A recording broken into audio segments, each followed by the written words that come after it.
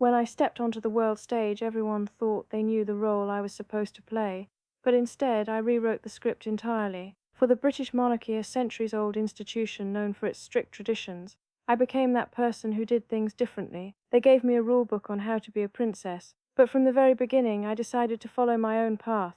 As I once famously said, I don't go by the rule book. I lead from the heart, not the head. That wasn't just a catchy phrase. It was a promise, a philosophy that guided everything I did, from raising my children to reaching out to the most vulnerable people in the world. It was a choice that made millions adore me, earning me the title the People's Princess. But it was also a choice that put me on a collision course with the most famous family in the world. This is the story of the rules I broke, the traditions I shattered, and the heavy price I paid for forging my own path. It's the story of why I chose to lead from the heart, and how in doing so I changed the world forever. I looked like the perfect fairy tale princess, a shy, beautiful aristocrat, just 20 years old, marrying the future King of England in a televised spectacle watched by 750 million people. The world saw the dress, the carriage, and the kiss on the balcony and thought they knew the whole story. But behind my serene smiles and royal waves, something was stirring, a quiet rebellion. It was a gentle defiance against a system that demanded conformity above all else. What fueled this change was a simple, radical idea. A princess's greatest duty isn't just to the crown, it's to the people. True royalty isn't about bloodlines or ceremony, but about compassion and connection.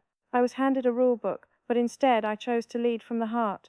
By doing so, I uncovered the deep conflict at the heart of the monarchy, the clash between an ancient institution and the modern woman. Before my time, royal motherhood was distant and often hands-off, shaped by traditions that went back for generations. Royal babies were born at home, handed to wet nurses, and raised by teams of nannies, while their parents focused on state affairs. Education took place privately, with tutors inside the palace, carefully shielding young heirs from the real world. It was a system built to create monarchs, not necessarily well-rounded people. But from the moment I became a mother, I chose to reject almost all of it. My first quiet act of defiance was also one of my most significant.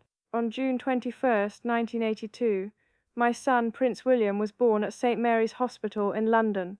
He became the first direct heir to the throne, born in a public hospital. By doing this, I broke a long-standing tradition of royal home births, ushering in a new era that favored modern medicine over old palace customs. When Prince Harry was born, I reportedly pushed for an even more natural approach, with less medical intervention. These choices, while completely normal for millions of women, were remarkable and even revolutionary for me, the Princess of Wales.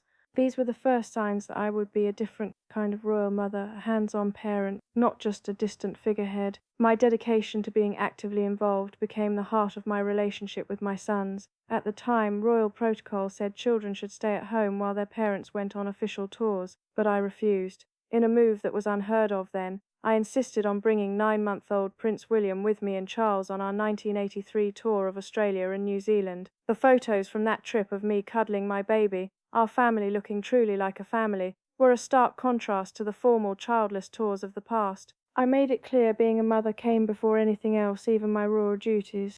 Making life feel normal for my sons was always my top priority. I wanted to be sure they wouldn't grow up trapped in the royal bubble, cut off from the world they'd one day be part of.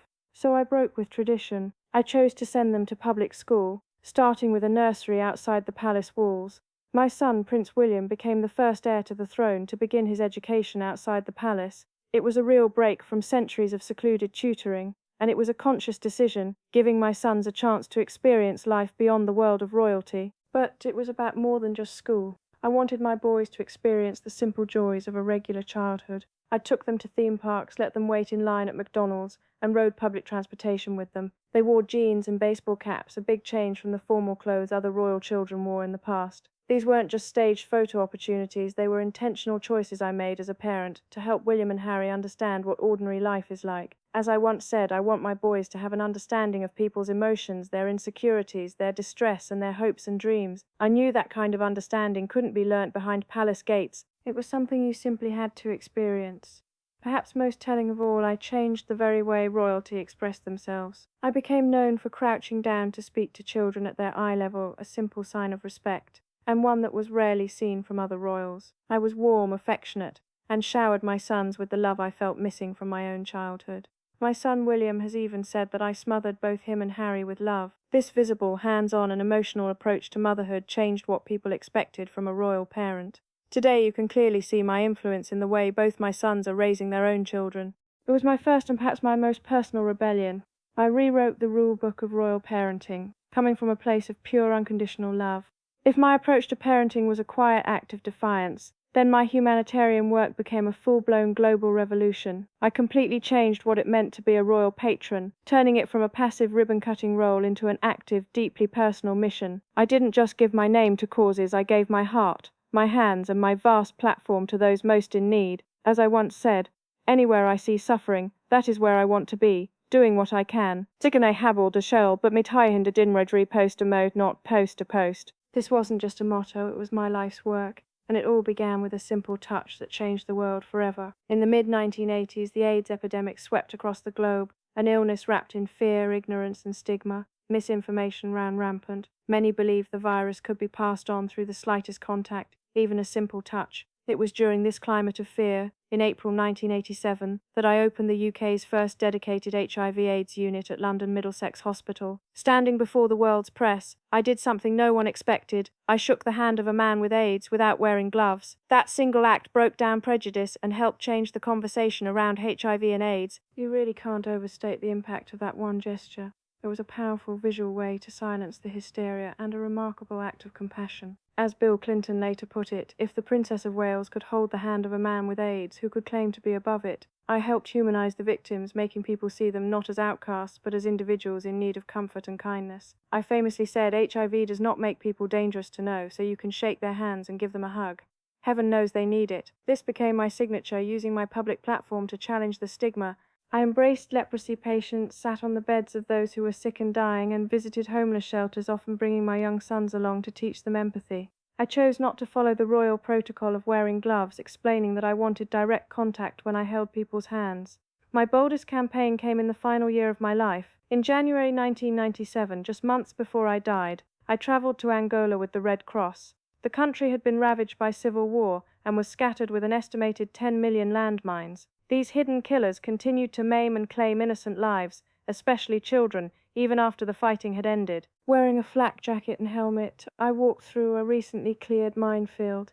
The images were shocking and powerful, drawing global attention to the crisis. But not everyone approved. Some government officials criticized me for getting involved in what they saw as a political issue. That didn't bother me. I had seen the human cost up close, visiting amputees and comforting victims. My advocacy gave a voice to those who had none, and it put immense pressure on the international movement to ban landmines. Although I didn't live to see it, the Ottawa Treaty, which banned anti-personnel landmines, was signed just months after my death. Many people, including Britain's Foreign Secretary at the time, credited me with playing a crucial role. My son, Prince Harry, continues that legacy today, fighting for a world free from these weapons. My approach to charity work was revolutionary because it was deeply personal. I saw my celebrity not as a privilege, but as a powerful tool. As I once said, if I'm going to have cameras pointed at me all the time, I might as well use all this publicity for good. I redefined what it means to be royal, proving that true influence comes from compassion, not just a crown. My impact on charity has been called more significant than almost anyone else in the 20th century. I didn't just visit those who were suffering, I connected with them. I reached out and touched their lives. That's how I became the queen of people's hearts. For centuries, the royal family's unofficial motto has been, never complain, never explain. It's a code of silence, a rule that says maintain a perfect public image no matter what happens behind closed doors. I was expected to live by that code, but as my personal life unraveled under the weight of constant public scrutiny and a failing marriage, I made my most radical choice yet. I chose to speak out.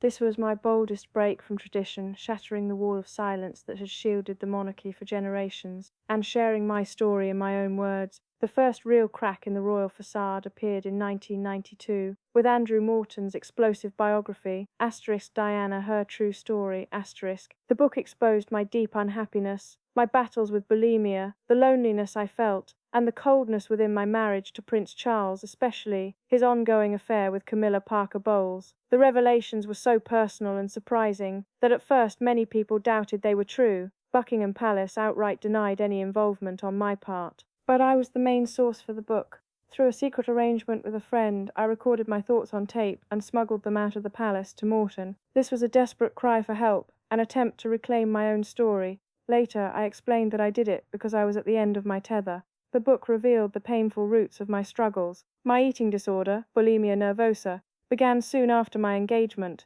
It was triggered by a careless comment from Prince Charles, who said I was a bit chubby. That, along with intense media pressure, and the slow, painful realization that my husband was having an affair, drove me into a destructive spiral. On the tapes, I described bulimia as a secret disease, a symptom of what was happening in my marriage. For me, it acted as a release valve for the pressure, a way to cope. I said that instead of finding support, my struggles were dismissed by the royal household, with some even callously suggesting I was simply wasting food. If the book caused a tremor, then my 1995 BBC interview on Panorama was an earthquake that shook the monarchy to its core. Watched by over 20 million people, I sat down with journalist Martin Basher and spoke with stunning honesty. I confirmed my own infidelity, admitting to an affair with James Hewitt, saying, yes, I adored him. Yes, I was in love with him, but it was the way I described my marriage that became truly legendary. When someone asked if Camilla Parker Bowles played a part in our breakup, I answered with a now famous line,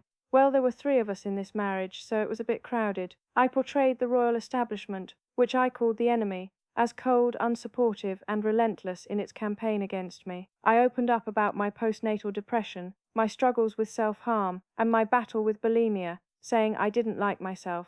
I was ashamed because I couldn't cope with all the pressures. I felt the palace had used my illness to label me as unstable and mentally unbalanced. I even questioned whether Prince Charles was fit to be king, and I said I didn't want to be queen of the country, rather. I wanted to be a queen of people's hearts. It was a stunning moment. For the first time, a senior royal spoke like a real person, sharing her pain and anger with the world. That interview changed how the public saw the monarchy forever. It stripped away the fairy tale image, revealing a messy human reality. Although the methods used to get the interview would later come under serious criticism, its impact was undeniable. I found my voice and used it to tell a truth the institution tried so hard to hide. I refused to go quietly. By doing that, I traded the protection of the palace for the power of my own story. It was a deal that came with a huge personal cost, but it cemented my legacy as a woman who dared to speak truth to power. Leading from the heart is a dangerous game, especially when your life is bound to 1,000 years of tradition. For me, the personal cost of breaking the rules was immense. My candid revelations didn't lead to reconciliation, they led to a final break. Just a month after the Panorama interview, the Queen urged Charles and me to divorce. In 1996, the final decree stripped me of the title Her Royal Highness. That decision reportedly left me feeling completely isolated. I was no longer a future queen, but now an outsider, a problem the monarchy had finally let go. The consequences of my honesty were clear. I became increasingly paranoid, convinced I was being spied on, especially after learning about the deceit used to secure the Panorama interview. Because of this, I refused official royal protection, a decision that, in hindsight, proved tragically significant on that night in Paris, August 1997. The very media that had built me up and torn me down pursued me right to the very end. I won the battle to tell my own story, but in the process I became a permanent target. Still, my legacy isn't about being a victim, it's about profound, lasting change. My life, and especially my tragic death, forced the royal family to truly reflect on itself. The public's raw and overwhelming grief stood in stark contrast to the monarchy's initial, emotionless silence. That disconnect threatened the very foundation of the institution. I brought a human touch to royalty, and after I was gone, people demanded that same humanity from the family I left behind. My real legacy lives on in my sons. Princes William and Harry truly embody the values I fought for. They are involved, emotionally present fathers who want to give their children the normal life I always wished for them. They've taken up my charitable work, continuing to support the homeless, help AIDS patients, and advocate for landmine victims. Most importantly, they have become champions for mental health, openly talking about their own grief and encouraging an honest national conversation. This is a direct inheritance of my own courage to speak out about my struggles. They are living proof that my rebellion was not in vain. I was handed a rule book, but I chose to write my own. I led with my heart, and I paid the ultimate price. Yet my story endures as a powerful reminder that one person's courage, compassion, and authenticity really can change the world. I remain forever the people's princess, a title I earned not by birthright, but by choosing to be human, boldly and openly. If my story has touched you, I'd love to hear your thoughts. What part of my legacy means the most to you? Share in the comments below. And don't forget to like this video and subscribe for more inspiring stories about the iconic figures who changed history.